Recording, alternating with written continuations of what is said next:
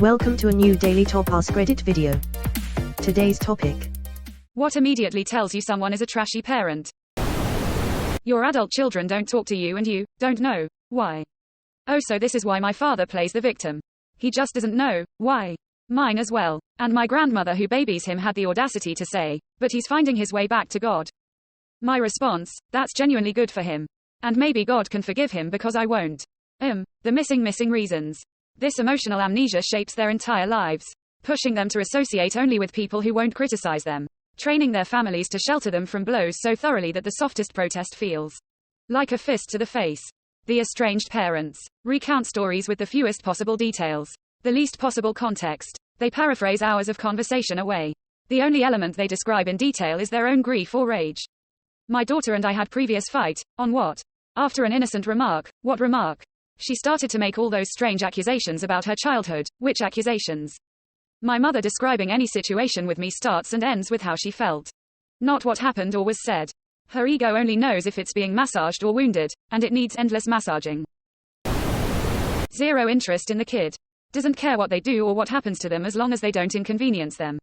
When my family moved to my current city when I was in high school, the school I enrolled in had the reputation of being a disposal for kicked out kids.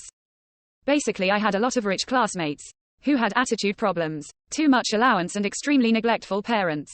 We had two separate incidents of 15-year-old classmates get gonorrhea from sleeping with prostitutes. Some classmates frequent bars and men's clubs even though they were very much underaged. One kid brought a bottle of expensive vodka to school and she and a boy drank it all in one sitting. A boy ran over an old lady with his car. Some of them felt like they were untouchable. The parents thought a lot of things can be resolved by money. There are even some who had nannies go to school instead of the parents when the school asked them. To disciplinary discussions. We were 3 siblings raised by a single mother, with a village that cared. Who would have thought that we were so much luckier than they were? My school held a vigil for 3 students who wrapped their car around a tree going 140 kilometers per hour in a school zone while impaired. All 3 had blood alcohol contents way above the legal limit for an adult and were not good kids, but gifted athletes. They were the kids of some well-off families in the area, so of course everyone was heartbroken by it. I got in trouble and scolded tenfold for pointing out the hypocrisy of the situation. My father is an alcoholic, so I might have been a bit jaded towards drunken stupidity. Former pre-K teacher. There are so many parents who have kids as accessories, because their friends have kids. They usually are the same parents who use, oh, they don't do that at home. Oh, I don't know where he heard that word, or laughs off super inappropriate behavior. I'm going to add an edit.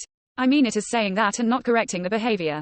There's a difference in parents who say, they never do that, don't hear that from us, and let their child know, hey, you can't do that at school, we can't do that, and parents who say, they never do that, don't hear that, then shrug it off. Their kid does no wrong. It's the same difference as parents who treat teachers as an extension of their child's support system and the ones who treat teachers as the help. Former kindergarten aide. Maybe you agree with this. Because it was something I really learned to be true. I never met a kid who I couldn't stand with parents I liked. I met a lot of kids that I liked with parents I couldn't stand, but never the other way around. If the kid was a shithead, the parents were always unlikable and frustrating to deal with. Mothers who sees their daughter as competition. In line with this, mothers who see their son's girlfriends as competition. Instant puke at this thought. Taking the emotions of your child. First crushes. Embarrassing moments that they talked with you about. Are unsure about, worries they have, etc., and using it at a family gathering to get a laugh out of everybody. Your child will be so embarrassed because of you and will not talk to you in the future. I'm 30 and my mother still does this to me sometimes. The difference today is, I will talk back in front of the whole family and suddenly she is embarrassed. This is why I don't tell my mom stuff I don't want her 500 closest friends to know. I only talk to my mom when I have to. If there isn't a need to talk, then there is no conversation, and the details are limited. Parents who can't apologize to a child. It's okay to have human emotions and moments to be triggered or struggling and lash out or be wrong. But for the love of all things good, apologize and change. My dad is a good dad.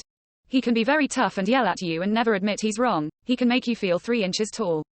But he always sees the error of his ways and admits his mistakes and apologized always. My mom is quiet and very controlled and passive aggressive. She comes across as fair and gentle. I'm 43 years old and even after doing or saying terrible things to me, her only child, things when my dad and her friends even tell her are wrong or she owes me an apology. She has never apologized to me ever in 43 years. She will apologize to my dad or friends but not me, and she's never admitted to me she was wrong, and I was right. You are my children, I don't owe you apologizes, vibes. Refusing to believe their kid can do wrong. What happened in the last 20 to 30 years?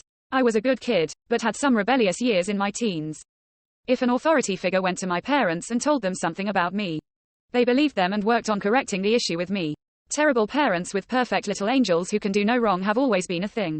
They just weren't sounding off on social media when you were a kid.